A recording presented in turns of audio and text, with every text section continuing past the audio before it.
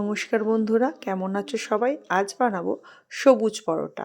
তো সবুজ পরোটা কী করে বানাবো সেটার জন্য প্রথমে আমি এতগুলো কড়াইশুঁটি নিয়ে নিয়েছি। এতগুলো মানে 250 মতো কড়াইশুঁটি নিয়েছি। তার মধ্যে কাঁচা লঙ্কা, একটু নুন দিয়ে প্রথমে এটা আমি মিক্সির জারে পেস্ট করে নেবো।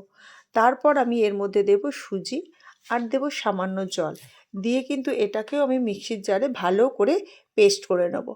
পেস্টটা হয়ে গেলে আপনি দেখুন কীরকম থিকনেসটা আসছে। আবার একটু ভালো করে দেখবেন কি অতটা লাগবে, বেশি গাঢ় হলে কিন্তু এটা হবে না। আর মিক্সিটা ধুয়েও কিন্তু সেই জলটা আমি এর মধ্যে মিশিয়ে দেব।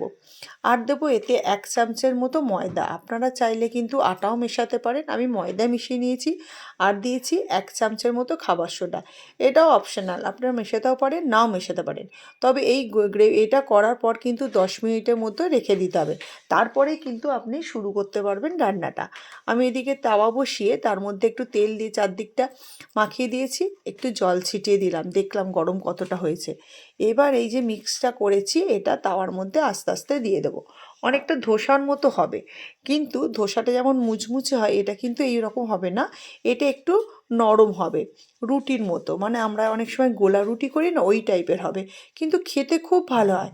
আমি মিষ্টি দিয়েছি, আপনারা চাইলে মিষ্টি নাও দিতে পারেন।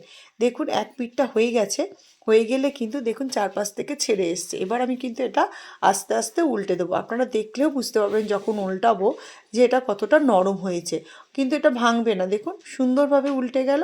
এইভাবে আমি একটা একটা করে নিয়েছি। আর আমার বাড়িতে ছিল খেজুরের চাটনি, আমি কিন্তু এই খেজুরের চাটনি দিয়েই খাবো। পরে আপনাদের কোনো এক সময় এই রেসিপিটা দেখিয়ে দেব। কেমন লাগলো বন্ধুরা দেখতে? সবুজের সঙ্গে লাল ভালো না? তো আপনাদের যদি ভালো লাগে একটা লাইক, শেয়ার, সাবস্ক্রাইব করবেন। সবাই খুব ভালো থাকবেন। সবাইকে অসংখ্য ধন্যবাদ। নমস্কার।